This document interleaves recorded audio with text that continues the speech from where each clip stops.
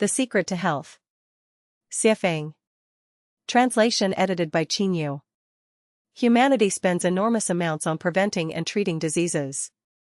Yet, no matter how advanced our medical technology becomes, we cannot prevent illnesses from occurring, nor can we stop the death of our physical bodies. In the chapter of Unconventional Thinking, I posed a question: why don't wild animals train their own doctors? In the Elementary Health Preservation section of the Health Preservation chapter, I discussed 8 factors that lead to the weakening and death of living beings. Today, I will explain the secret to health. First, let's consider people with disabilities. We must ask, why do they become disabled? Is it merely due to factors like war, car accidents, plane crashes, medical errors, unfortunate falls, or fires?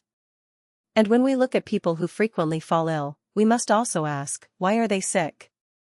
Some people rarely get sick throughout their lives, while others are plagued by illness. What is the cause? Farmers know that seeds must be carefully selected for planting. The largest and fullest seeds are chosen for the next year's planting to ensure a good harvest. If the seeds are not full and plump, the crops will not grow well. For plants like beans, cucumbers, watermelons, and gourds, the seeds must be taken from the fruits closest to the stem, not from the ones farthest from it. Seeds near the stem will grow into plants that flower and bear fruit early, making efficient use of nutrients and time, leading to a good harvest.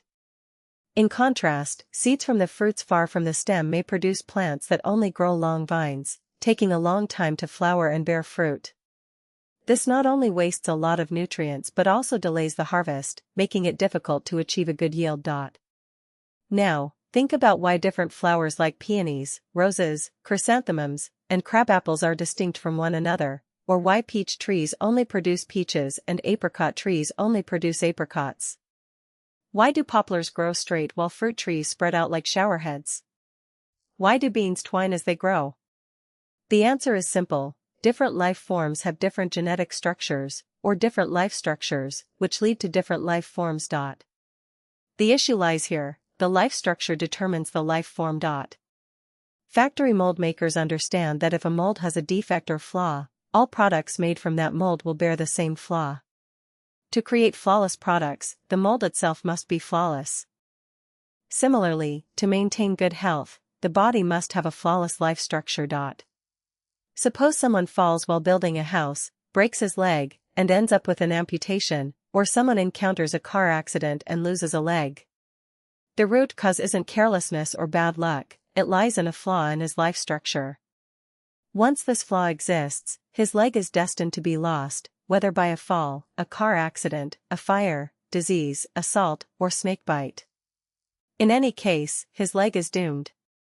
If it's not amputated from a fall, it will be lost in a car accident; if not burned in a fire, it will be paralyzed by disease; if not broken by someone, it will be bitten off by a snake. In short, his leg cannot be saved. Likewise, any disease, whether it's heart disease, arthritis, cancer, or AIDS, begins with a flaw in the life structure. The problem is not with the surface but with the essence. If a person's life structure is perfect, they will not fall ill. Whether it's the flu, the Black Death, SARS, or bird flu, they will remain unaffected. They also won't encounter accidents like car crashes or plane crashes. Even if they do, they will survive unharmed. A simple observation reveals a pattern: people who frequently fall ill have psychological and mental issues, not physical ones. To maintain a healthy body, one must first have a healthy mind and spirit. Once there are issues with the mind and spirit, the body will soon develop corresponding discomfort or disease. Psychological and spiritual issues can be attributed to problems of the mind, and the mind is closely related to the structure of life.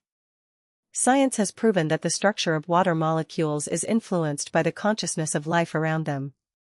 When water molecules encounter positive emotions like love, gratitude, and affection, they exhibit a beautifully symmetrical structure. When they encounter negative emotions like hatred, disgust, and irritation, they exhibit an ugly and flawed structure. These ugly and defective structures are flawed structures, and such flawed structures can lead to problems or diseases. What is true for water molecules is true for all matter. The structure of our bodies changes with our mental state. To have a healthy body, we must first have a healthy and perfect soul. A great person once said, after 40, a person is responsible for their own appearance. Buddhism teaches that during cultivation, one should maintain a compassionate and kind demeanor and posture, showing that the soul is connected not only to appearance but also to the structure of life. The best prescription for a beautiful soul is the teachings of Jesus and Sakyamuni, followed by practicing cultivation in Lifechanyuan.